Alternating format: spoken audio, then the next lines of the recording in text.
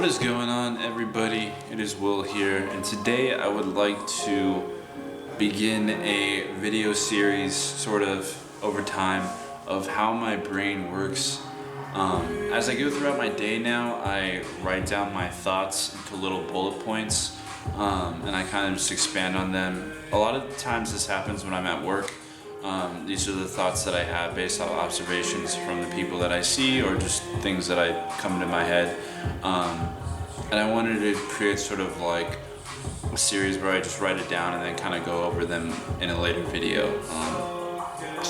And do that cycle as sort of like a therapeutic thing for me, as well as maybe someone sees something in these videos that makes them think something or look into something more, or I don't know, help somebody.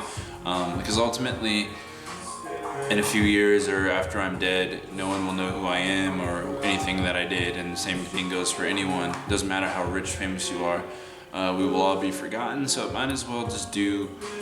So I kind of like to think about it as I want to just give all that I am, everything that is in me, and just kind of display it almost as if science, kind of like for science, you know how you can donate your body to science. Well, I also want to donate my thoughts to the world, and I don't really mind how things can get misconstrued or if I'm judged or anything like that, because none of that stuff really matters. So anyways, that is the overlong intro that was not necessary, but I will just get into my thoughts that I've been having lately.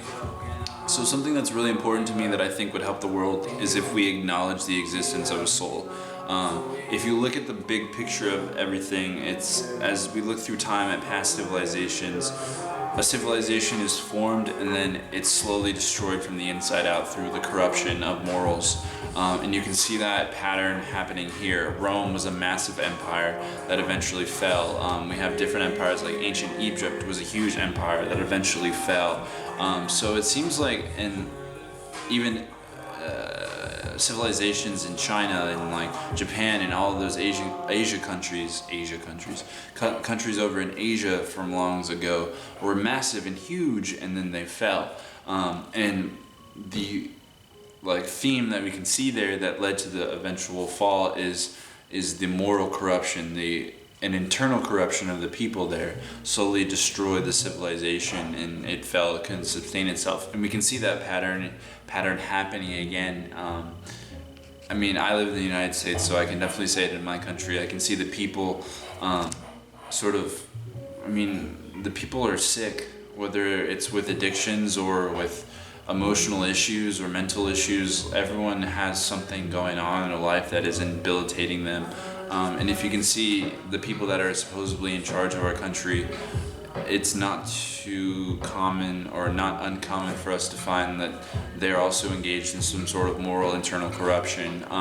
So I think the United States, at least I can speak for that country, my country is on its way to a slow decline, and that moral corruption is it's been going on for a while, but it's just, as we get more advanced with technology and the ability to spread information, we're really just spreading morally corrupted information to our people, and that's what they're absorbing, and unfortunately that's going to have a massive effect on the future of our country.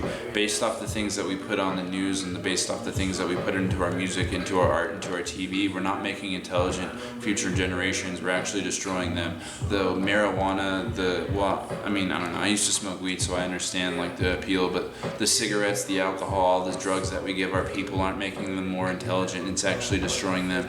And I think that if we were to see that and acknowledge that, then we would live in a different world. So that was my first thought. Another thought that I had this week was return to the ancient writings, as these minds were closer to the source. So I feel like the people in the beginning of time, I believe, were more wise than the people are now.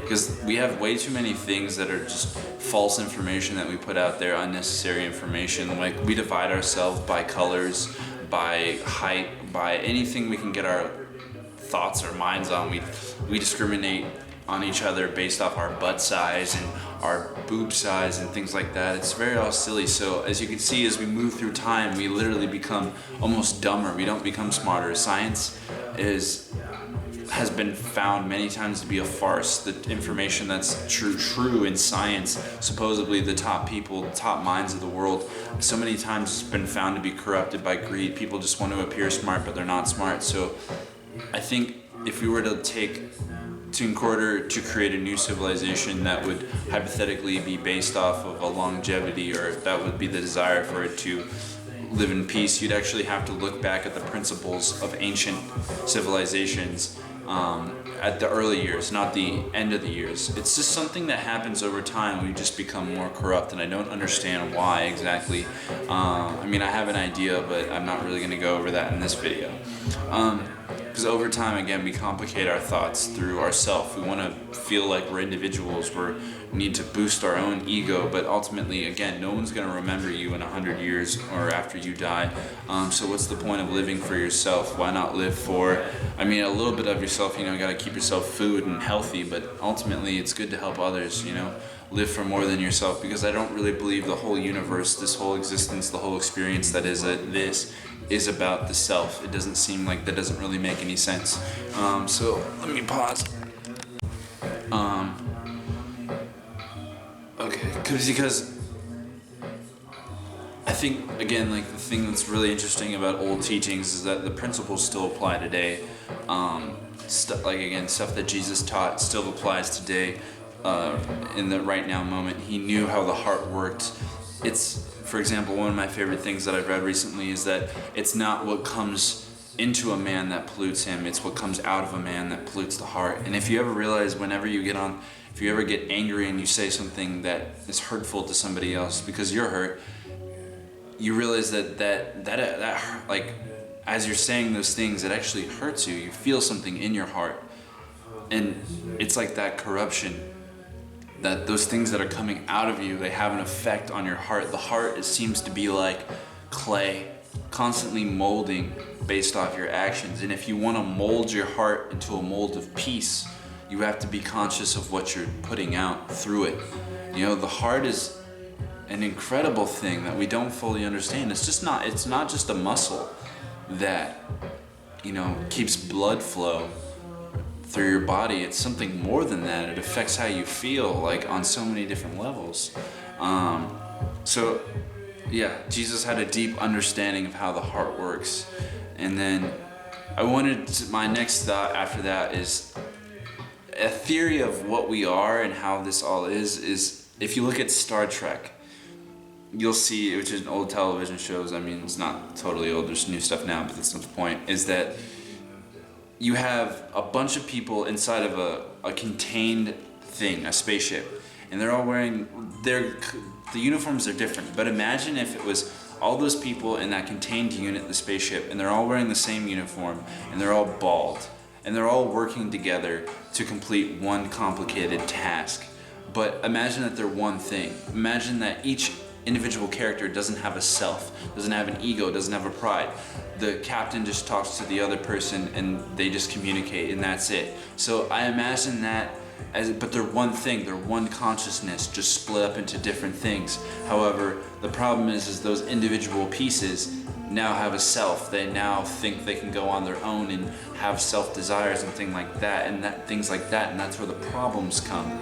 So what if we remove self, and then those things could return back to the one consciousness one more time, and then complete the task or whatever it is they were supposed to do. And that's just a theory. I don't think that you could totally prove that or say that's true, but I think it's something interesting, I really would love to see an episode of Star Trek where it's just everyone's in the same uniform, everyone's bald, and no one has self. It's just raw communication to achieve a task. And I think that would just be a really interesting ideology to think about, is that's what we're here to love each other, love each other and work together and progress as a world. But imagine if everyone was just one consciousness working together to complete whatever it is humanity is supposed to complete. Ultimately, I think, this is going off topic, that I think we're really just supposed to take care of the planet and build off of it, take care of the animals, love the earth, which sounds very hippie, but I ultimately think that's what naturally, part of our design, brings us peace. To sit in nature is peaceful. You feel peaceful, you feel happy, you feel fulfilled. So it's almost like all this random stuff that we do that is unnecessary, is as a trick by something else to make us think that that's what fulfillment is, but it's not. It doesn't go with our design. Peace should be our objective, and we find that doing specific things, and we don't find that doing other things. So I feel like the peace is sort of our indicator of what we're actually supposed to be doing. Okay. I've noticed this is totally random, that I noticed people do this at my job. I work behind a counter, and people seem to use excessive eye contact as a way to enforce dominance, and then use your name. I've noticed that people will go like, I'd like $40 on 4, Will, and then they walk away. And it's a very strange behavior. I think people know, I guess maybe there's an effect that just like looking at someone and talking to them like this like has some sort of effect on their mind. And I've noticed that a lot lately is people will like look you in the eyes, but they'll look deeper than just looking at your face. It's like they're trying to like encode like their will on you, and it's very strange, like imprint themselves upon you through their eyes. But that's just a crazy tinfoil hat belief.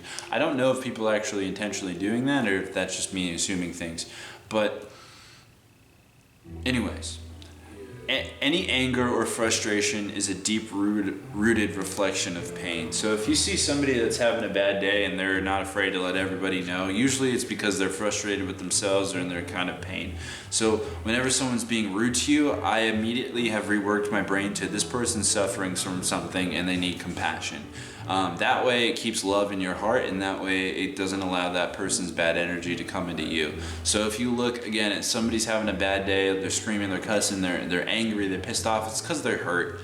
It's not because they're, maybe they are out to get you, but as long as you keep it, the if statement in your mind is, if someone is being angry, then they must be hurt. Then that will keep that in your brain, and then you won't allow any sort of anger to enter your heart. You'll just be able to stay relaxed, chill, and address the situation. I find that, and I've learned this too, that if somebody that's angry, if you come to them with like a calmness, a peace, and understanding, they'll totally switch. I think love, again, is like an emotion that trumps all other emotions. If someone's angry and I give them love, that eventually that love will just destroy their anger and go into them, and then we can just sort of move about and have a good time. I would say this is one that I wrote down. I feel disconnected. There's a lot of times during the day where I just feel like I'm observing like out-of-body experience, that I'm not fully in reality, but I'm in reality. I'm a part of it, but I'm not a part of it. It's very strange. Like the way that I observe things is like from a different perspective. Not that I think I'm better or greater than anyone. I feel like I'm weird, but I find myself in that position a lot where it's like, I feel disconnected, and it's strange. So I wanted to share that.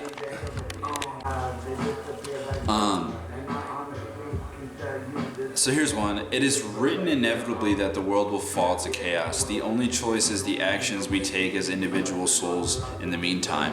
So it's like, I had this idea that as we've seen throughout time, the rise and fall of civilizations, and America's no different, all the civilizations of the world are no different. They think that they can withstand the power of time through technology, but it's just not possible.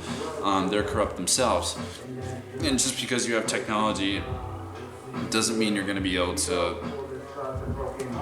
your corruption isn't going to, just because you're technologically advanced, if you're corrupt, you're still going to use that technology to, it just doesn't make any sense. Technology isn't going to be the backbone of the world. It's the people that it should be the backbone, not the tech. Because if the people are corrupt, the technology will then be used for corruption, destroying, it doesn't matter. So it's like this rise and fall is an inevitability, part of this system. What is written is written. What will happen will happen. The only thing that you have free will about is will you fall with the chaos? Will you go into the chaos? Will you participate in it? Or will you stay with love in your heart and compassion and wisdom? Will you stay who you are? Will you define your soul as a good person, as a person of integrity, of their word, of their honesty, of love? Is that who you will choose to be despite the fall of the world? Will you join in the chaos, or will you be you through it all? And I think that's sort of the only thing we really have control on. Success is an illusion, and that requires self and ego and is dependent on the existence of society, like climbing a ladder someone else built. So I hear a lot of people, because they force us to watch the news at my work now, and I don't really like it, but it's whatever. It's interesting to observe. It's kind of sad, but I see a lot of people on these like talk shows talking about how successful they are. It's like your success is relative to what other people tell you is success. Your success is measured in dollar amounts or amount of things that you've done that people like, and it's all dependent on too many variables that are not stable things. They're not concrete. They're based off opinions, and opinions change. They're based off dollars, and dollars can come and go. So what is success really? Success is what we tell ourselves. I tell myself I'm successful. I have to convince myself that I'm successful. So why would I want to be successful? I don't want to convince myself of anything. I just want to be the truth. I just want to be real. I just want to be honest. And I feel like, why look for success from people when people are constantly changing and like corrupt and just based off whatever's going on at the moment in their environment? And so I question what path to follow. What should I look for in this world? What should I try to find? Success? What is success? You know, and why would I want to look for a measurement from others? It doesn't make any sense. And then, okay, this is a cool one. Empathetic sight. So it's like thinking of like a new dimension of looking at things, of people. When I see somebody come in, I don't look at their face, their physical features. I look at what I can see in their eyes, if they're having a bad day, their body language, the emotion that they're putting out, and that's what I observe.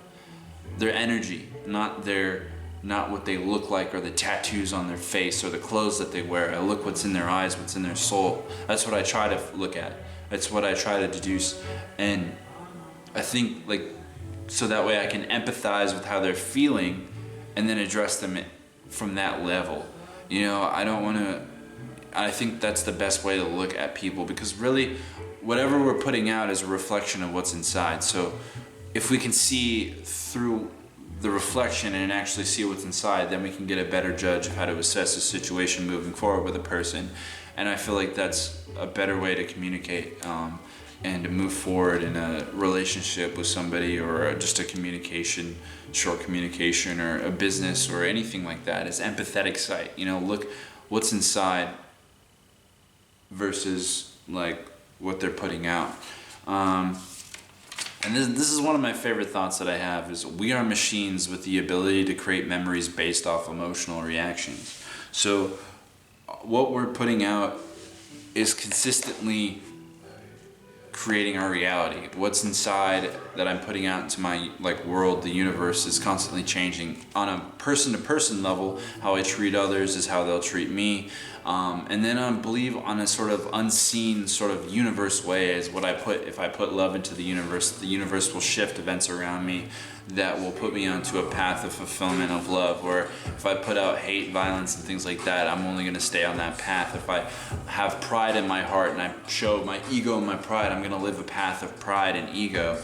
If I, those things, what you put out is really important. What you keep inside will alter where you go. And I feel like love is the best thing to keep inside. And I know that sounds hippie, but I just think it's the truth. Is love opens doors where hate, anger, pride, ego closes doors. People don't want to work with someone that's rude. People don't want to work with somebody that's angry. People don't want to be friends with that kind of person, or they don't want to be around that because it's not fun to be around. But if someone is kind and compassionate, you want to be around that. Of course, people will take advantage of that, but that's okay, because you'll learn over time what people's intentions are based off their actions. But you have to sometimes learn the hard way. Our life path is highly dependent on how we feel, so it is important we gain the ability to control how we feel. So this is something that I'm still in the process of learning, but I know that I'm getting better at it slowly each day, is I can control how I feel. No one else, no matter what they do or say to me, can affect how I feel. And I can choose how I feel at any moment. And if you can believe this and apply this and learn how to apply this, your life will change.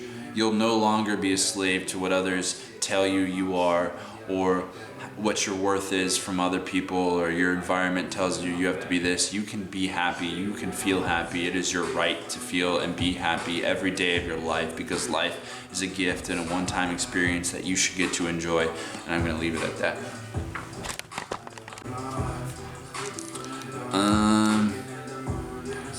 So we are headed towards collapse as emotional intelligence has decreased. People don't know how to deal with their emotions. People don't know how to deal with stress. People don't know how to deal with all that stuff. We don't know how to process an emotion, wait a second and be like, okay, let me feel this out. Okay, let me switch it back to chill and then go forward. We feel something, we react off it, and we spread it to others. And that's a huge problem with society.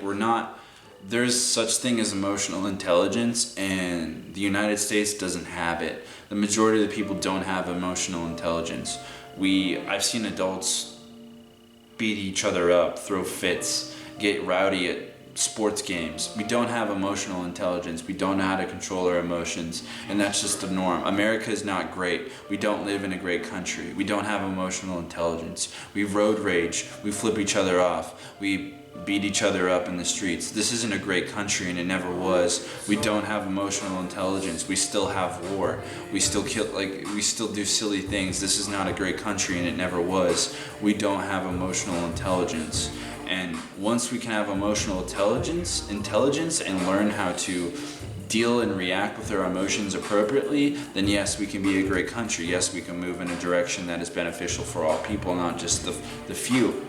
Then we will be a great country. But until then, anyone tells you that we're a great country is simply lying to themselves, because they have the ability to ignore what's actually going on in the world and in our country. And I don't think any country is great. If you look at other, like Japan, for example, or like Asia countries, like you see people committing suicide at massive rates because all they focus on is work, and they don't focus on keeping people happy. They just focus on productivity. But if you focus too much on productivity, the people suffer and they feel no reason for existence and they kill themselves. So there's like no in between, you know. And America is flooded with drugs, flooded with legal drugs, cigarettes, flooded with alcohol, flooded with just terrible information, like lies and things like that, manipulation. It's not a great country. Anyone that tells you the United States is a great country is lying. They're ignoring the obvious truth, the fact that McDonald's is a place where you can buy food and it's not even food, and they market it to children, kids meals, happy meals. They market no food of no nutritional value that doesn't even biodegrade is pathetic of a country. How can that be a great country? That doesn't make any sense. If you care about your people, you'll use science to understand what is healthy for them, and you'll give them stuff that's healthy. If you care about your people, you won't sell them cigarettes. You won't sell them addictive substances. You won't sell them things that hurt them and don't make them better. You'll teach them how fulfillment is attained, and we don't do that. We don't do any of those things. So no, this country is not great. And we are headed towards a slow collapse because we're slowly destroying the people and we're not making them stronger. The ghettos are still ghettos. We're not doing anything to address poor people. We're spending money on going to space when Earth in itself is dying. Nothing makes sense here. None of it makes sense. And I don't understand why people can't see that. And now that we have advanced military technology, the next time there's a war, it could be the end. We have nukes.